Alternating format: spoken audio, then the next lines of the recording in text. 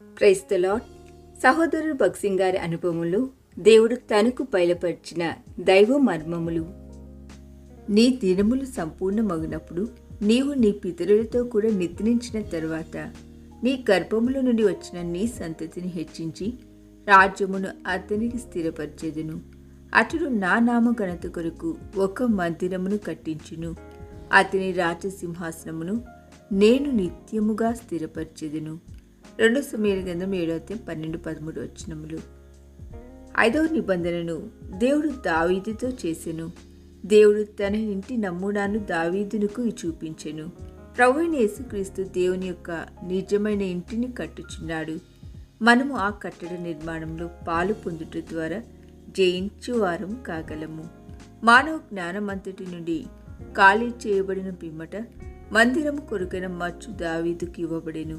1 దినవృత్తాంతముల గ్రంథం 28:19 మనము దేనినైతే జ్ఞానమని తలంచెదమో ప్రభు దానిని చెత్త అనును.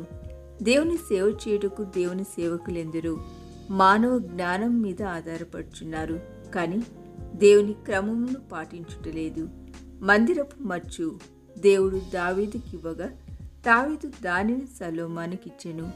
దావీదు ద్వారా సొలొమోను మందిరపు మచ్చును ఎట్లు పొందెనో మనము కూడా పరలోక సంఘము యొక్క మచ్చును యేసుక్రీస్తు ప్రభు ద్వారా పొందుచున్నాము.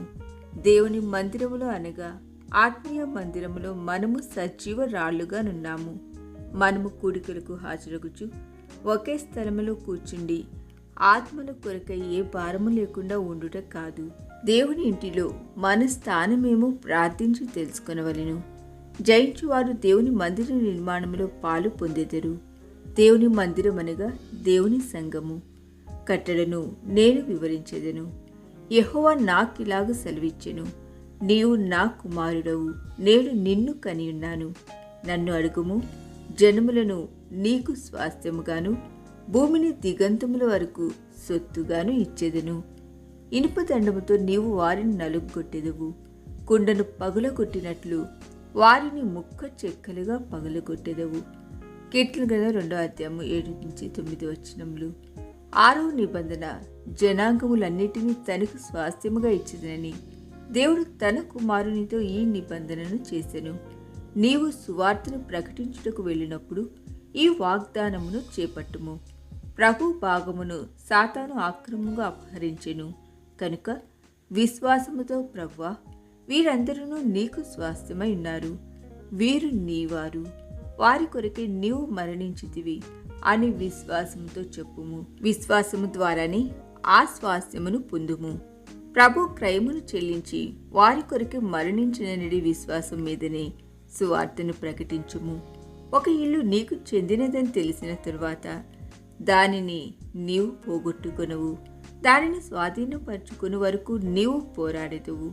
అదే రీతిగా దేవుని జత పనివారముగా అన్ని జనాంగములలోనూ మనము స్వాస్థ్యమును కోరుకునవలెను. ఈ ఉద్దేశంతోనే సర్వ జనాంగముల మధ్య ప్రకటించవలెను. మనము ఆయన జత పనివారముగా తేజవాసులైన పరిశుద్ధుల స్వాస్థ్యంలో పాలివారమునంత వరకు తన రక్తమిచ్చి సంపాదించుకునిన ఆయన స్వాస్థ్యమును విశ్వాసము ద్వారా సంపాదించుకొనవలెను. ఈ దిన ధ్యానము మనందరి ఆత్మీయ జీవితమునకు ఆశీర్వాదకరముగా ఉండునుగాక. ఆమేన్.